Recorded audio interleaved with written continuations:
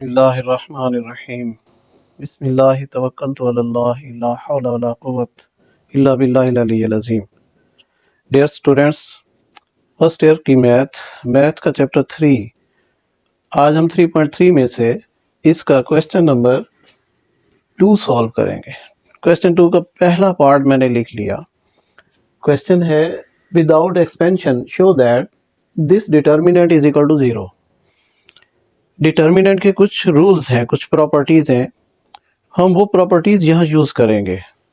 उनमें से एक प्रॉपर्टी है कि इफ टू रोज और टू कॉलम्स आर आइडेंटिकल, अगर दो रोज या दो कॉलम्स एक जैसे हैं तो उनका डिटर्मिनेंट इक्वल टू 0 होगा। ये एक प्रॉपर्टी। और एक प्रॉपर्टी ये भी है कि अगर कोई एक रो या एक कॉलम सारी 0 है तो भी डिटर्मिनेंट 0 होगा। अब यहाँ पर ना तो कोई रो ना कोई कॉलम 0 है और ना ही ये आइडेंटिकल हैं। 0 तो नहीं बनाए जा सकते। हम आइडेंटिकल बनाने की ट्राई कर लेते हैं। अगर आइडेंटिकल बन जाते हैं, एक जैसे बन जाते हैं, तो फिर हम इसकी डिटर्मिनेंट को इक्वल टू 0 लिख सकेंगे। अब आप इस ट्राइंगल को गौर करें, इस डिटर्मिनेंट को गौर करें। अगर मैं इसके सेकंड कॉलम को फर्स्ट कॉलम में से सब्ट्रैक्ट करूं तो आपके पास यहाँ पर -1 आएगा, यहाँ भी -1 आएगा। और उसके बाद नेक्स्ट, अगर मैं इस सेकंड कॉलम को थर्ड में से सब्ट्रैक्ट करूं तो यहाँ पर +1 आएगा, यहाँ भी +1, यहाँ भी +1। ये हमारे पास 1 1 आ जाएगा। इधर -1 है, इधर +1। आप नेगेटिव साइन कॉमन ले लें। तो टेकिंग लेफ्ट हैंड साइड,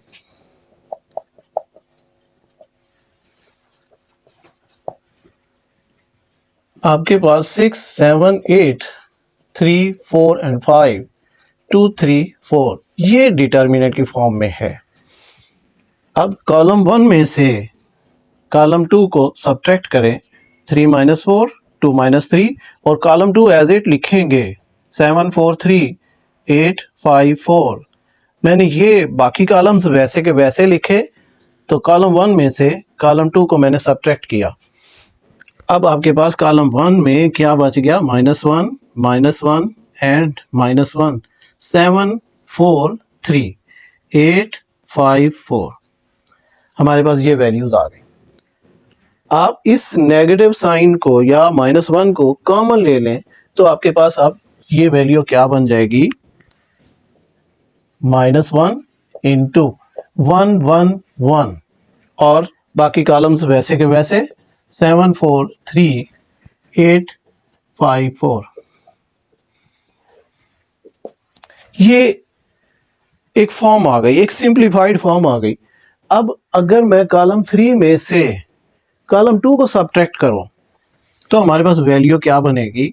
1 1 1। ये कॉलम तो पहले ही 1 1 है और ये अपनी जगह पर भी रहेगा। कॉलम 2, कॉलम 3 में इसे सब्ट्रैक्ट किया, 8 - 7 5 - 4 and 4 - 3।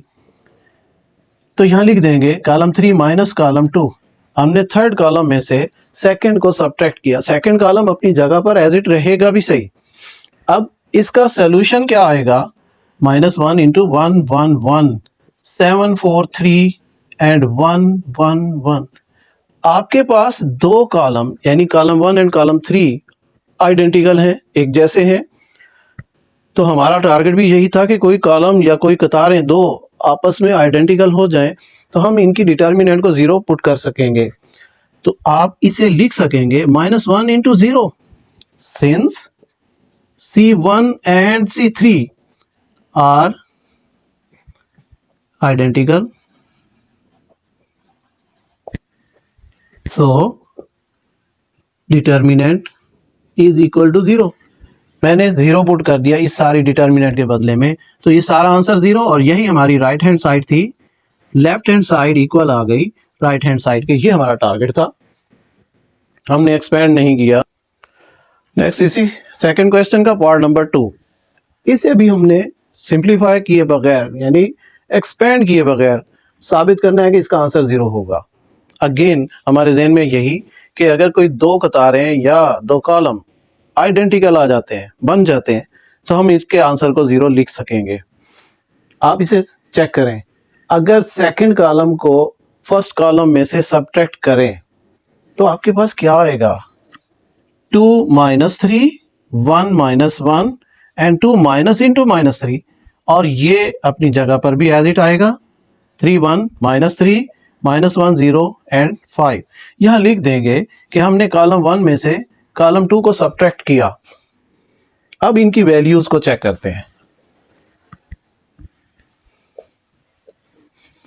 -1 0 and 5 plus 5, minus minus plus, और 3 1 माइनस 3 माइनस 1 0 एंड प्लस 5। आपके पास कॉलम 1 और कॉलम 3 आइडेंटिकल है, तो आप इस सारे के आंसर को 0 कह सकेंगे और लॉजिक में लिख देंगे, since column 1 and column 3 are identical, therefore determinant is equal 0। और यही हमारी राइट साइड है, लेफ्ट हैंड साइड इक्वल आ गई राइट हैंड साइड के, हमने यही प्रूव करना था। नेक्स्ट, इसी सेकंड क्वेश्चन का थर्ड पार्ट, इसे भी हमने विदाउट एक्सपेंशन प्रूव करना है कि ये आंसर 0 आएगा, डिटर्मिनेंट का आंसर 0 आएगा। अगेन आपके जहन में वही बात है कि अगर कोई दो कॉलम्स या दो रोज आइडेंटिकल हैं, एक जैसी हैं, तो उनके आंसर को आप 0 लिख सकेंगे। आपने एक्सपेंड नहीं करना, ओपन नहीं करना। या अगर कोई एक कॉलम या एक कतार सारी 0 है तो आप डिटर्मिनेंट को इक्वल टू 0 लिख देंगे। यहाँ 0 नहीं है, तो फिर हमारी ट्राई कि क्या ये एक जैसे बन सकते हैं, दो कॉलम दो कतारें एक जैसे बन सकते हैं या नहीं। कॉलम 1 में से कॉलम 2 को अगर मैं सब्ट्रैक्ट करूं तो 1 माइनस 2, 4 माइनस 5, 7 माइनस 8, और कॉलम 2 अपनी जगह पर भी रहेगा, 2 5 एंड 8, 3 6 एंड 9, ये सेम यहां लिख देंगे कि C1 माइनस C2, ये हमने परफॉर्म किया। अब आपके पास यहां पर -1, यहां भी -1, ये भी -1, और 2 5 8 3 6 9, ये हमारे पास वैल्यूज आ गई, almost similar to first part. अब नेक्स्ट, आप इसमें से कॉलम 1 में से -1 अगर कॉमन ले लें तो आपके पास यहाँ 1 1 1 पॉजिटिव, 2 5 8 एंड 3 6 9। अब ये वैल्यूज आ गई। अगेन कॉलम 2 को कॉलम 3 में से सब्ट्रैक्ट कर दें तो आपके पास क्या वैल्यूज आएंगी, 1 1 1 एज इट, और 2 5 8 एज इट,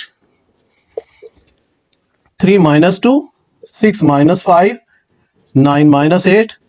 यहां मैं लिख दूंगा कि C3 माइनस C2, मैंने कॉलम 3 में से कॉलम 2 को सब्ट्रैक्ट किया। आपके पास वैल्यूज क्या आएंगी, -1 इंटू 1 1 1, 2 5 8, और ये 1 1 1। Column 1 and column 3 are identical, so there determinant will be equal 0। मैंने -1 मल्टीप्लाई 0 लिख दिया। यहां लॉजिक लिखेंगे कि C1 and C3 are identical,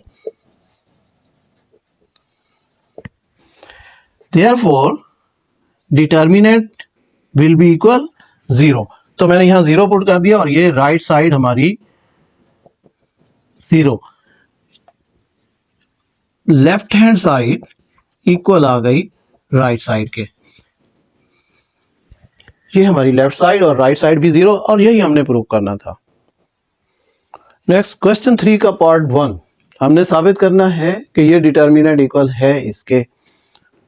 आमतौर पर आपके पास दो वैल्यूज अगर ऐड हो रही हैं एक डिटर्मिनेंट में, तो आप उन्हें अलग-अलग करके लिख सकते हैं, ये एक प्रॉपर्टी है, लेकिन हमने इसे प्रूव करना है। अब मैंने लेफ्ट साइड लिख दी, एक्सपेंडिंग बाय कॉलम 3। अगर मैं कॉलम 3 से इसे एक्सपेंड करूं तो ये वैल्यू हमारे पास क्या होगी, A13, लास्ट वैल्यू। अब यहां पर A13 प्लस अल्फा 13 ये लिखा हुआ है, एक्सपेंड कर रहे हैं आप इससे। फर्स्ट वैल्यू हम एज इट लिखा करते हैं, यानी इसके साइन चेंज नहीं, इसका साइन चेंज, और फिर इसका साइन चेंज नहीं करते। तो मैंने इसका साइन चेंज नहीं किया। आप इसके लिए एक चीज समझ लें, आपके पास ये first value A11, A12, A13, तो A13 अगर एक्सपेंड कर रहे हैं, आप -1 की ये पावर बनाएं, 1 + 3 4, तो -1 पर 4 पावर साइन चेंज पॉजिटिव हो गया। यानी अगर यहाँ पर कोई भी रकम है उसका साइन हम पॉजिटिव लिखेंगे, मतलब साइन चेंज नहीं करेंगे। अगर माइनस में है तो वो माइनस रहेगी, पॉजिटिव है तो वो पॉजिटिव रहेगी। तो यहाँ पर मैंने एज इट इसका साइन लिख दिया, यहाँ पर पॉजिटिव है, पॉजिटिव लिख दिया। अब इसकी डिटर्मिनेंट, ये कॉलम और इससे निकलने वाला सारी ये रो, ये खत्म कर दें तो आपके पास ये वैल्यूज बचेंगी डिटर्मिनेंट में, A21, A22, A31, A32 और ये डिटर्मिनेंट। अब नेक्स्ट वैल्यू साइन चेंज, अगर इसका साइन चेंज नहीं किया तो इसका साइन चेंज, मतलब माइनस, ये माइनस साइन के साथ A23 प्लस α23 इंटू इसकी डिटर्मिनेंट। अच्छा, इसे गौर करें, ये एलिमेंट नंबर क्या है? अगर सेकंड रो को देखें, 2 1 2 2 और 2 3 होना चाहिए, तो -1 की पावर 2 3, 2 + 3 5, माइनस खत्म नहीं हुआ, तो साइन माइनस का मैंने इसलिए यहां लगा दिया। अब इससे निकलने वाली रो, ये सारी रो कैंसल, ये सारा कॉलम कैंसल, तो इसकी डिटर्मिनेंट आपके पास आएगी A11, A12 एंड A31 और A32। ये हमारे पास इसकी डिटर्मिनेंट आ गई। एंड नेक्स्ट, अब ये पॉइंट पॉजिटिव, आप इसे पॉजिटिव लिखें तो A33 प्लस α33, ये पॉजिटिव साइन के साथ इसकी डिटर्मिनेंट, इससे निकलने वाली रो और कॉलम अगर खत्म कर दें तो आपके पास ये डिटर्मिनेंट बचेगी A11, A12 and A21, A22।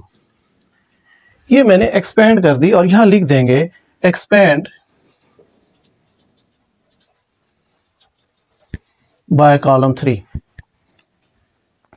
अब इन्हें सिंप्लीफाई करना है। अगर मैं फर्स्ट वैल्यू के साथ इसे सिंप्लीफाई करूं तो A13 multiplied by this determinant and plus α13 multiplied by this determinant.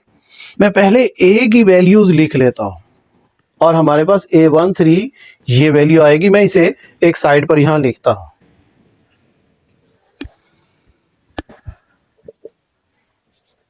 A13 into A13 और हमारे पास ये determinant A21, A22 and A31, A32। And next, alpha वाली वैल्यू को मैं एक अलग ब्रैकेट में लिख दूंगा, पॉजिटिव होगा ये, मगर अभी मैं सिर्फ A वाली वैल्यूज लिख रहा हूं। -A23 into this determinant, -A23 into ये determinant A11, A12, A31 and A32। Next, plus A33 और दिस डिटर्मिनेंट प्लस A33 और हमारे पास determinant A11, 12, 21 and 22। A11, 12 and 21, 22। ये डिटर्मिनेंट क्लोज, मैंने इसे एक अलग ब्रैकेट में लिख दिया।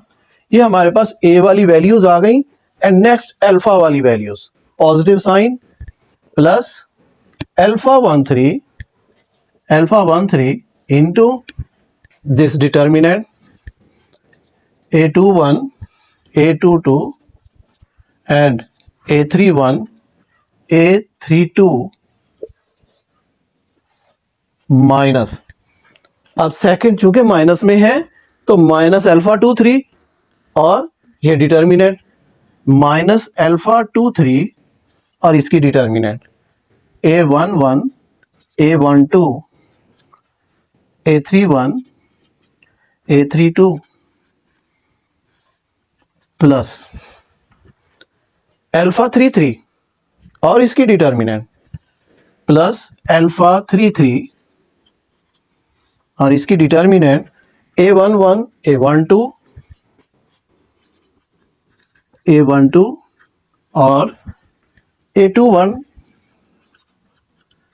A22 और ये डिटर्मिनेंट क्लोज, ये ब्रैकेट क्लोज। स्टूडेंट बड़े ध्यान से ये चीज फिर देखें, हमने इन्हें ओपन किया, मैंने पहले ए की वैल्यूज को लिख दिया एक अलग ब्रैकेट में। आपके पास A13 इसके साथ मल्टीप्लाई होगा और अल्फा 13 भी इसी के साथ मल्टीप्लाई होगा। अल्फा की वैल्यूज को मैंने यहाँ नीचे कंबाइन करके लिख दिया और ए की वैल्यूज को ऊपर ब्रैकेट में कंबाइन करके लिख दिया। पहली वैल्यू A13 और ये डिटर्मिनेंट ये हमारे पास आ गई। एंड नेक्स्ट प्लस अल्फा 13 की वैल्यू इधर लिख दी। फिर नेक्स्ट माइनस A23 और ये डिटर्मिनेंट मैंने ऊपर लिख दी और फिर माइनस अल्फा 23 और ये डिटर्मिनेंट नीचे लिख दी। और नेक्स्ट A33 और ये डिटर्मिनेंट ऊपर लिख दी और फिर अल्फा 33 और ये डिटर्मिनेंट मैंने नीचे लिख दी और ये प्लस में लिखी। ये वैल्यूज माइनस में थी, दोनों माइनस में लिख दी, अलग अलग ब्रैकेट्स में लिख दी। ये अलग ब्रैकेट सारी ए की वैल्यूज हैं और ये सारी अल्फा की वैल्यू, यानी बाहर अल्फा मल्टीप्लाई हो रहा है। अब इन्हें हम कंबाइन करेंगे, इक्वल साइन। ये कॉलम 3 से एक्सपेंड किया गया है। अगर मैं इसे दोबारा से लिखना चाहूं तो क्या ख्याल है, ये लास्ट वैल्यू A13 अपनी जगह पर अगर मैं लिखूं A13 और इसके अंदर की वैल्यूज हम क्या करते हैं, जब एक्सपेंड कर रहे होते हैं तो A13 लिख के इसका कॉलम और इसकी रो खत्म कर देते हैं और यहाँ की वैल्यूज हमारे पास आती हैं। तो क्या ये वहीं की वैल्यूज नहीं, यानी A21 और A22 and next A31 and A32।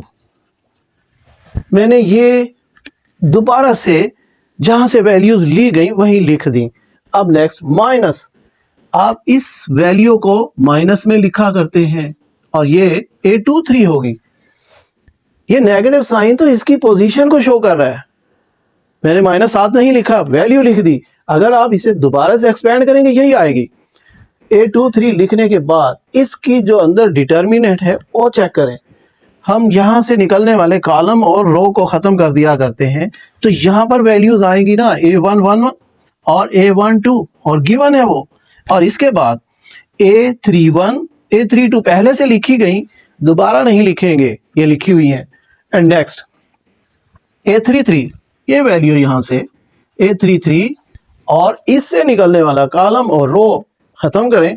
आपके पास ये डिटर्मिनेंट ऑलरेडी लिखी हुई और वही इधर लिखी हुई है A11 12 एंड 21 22। स्टूडेंट अगर हम इसे दोबारा से एक्सपेंड करके चेक करें तो आपके पास यही सारी वैल्यूज आएगी। हम चेक कर लेते हैं। A13 expanding by column 3, A13 into इससे निकलने वाले रो एंड कॉलम्स आप खत्म करें तो आपके पास A22 21 22 31 32 21 22 31 32 and next minus A23 और इसका कॉलम और रो खत्म करें तो आपके पास A11 12 31 32 गिवन है और इसी तरह A33।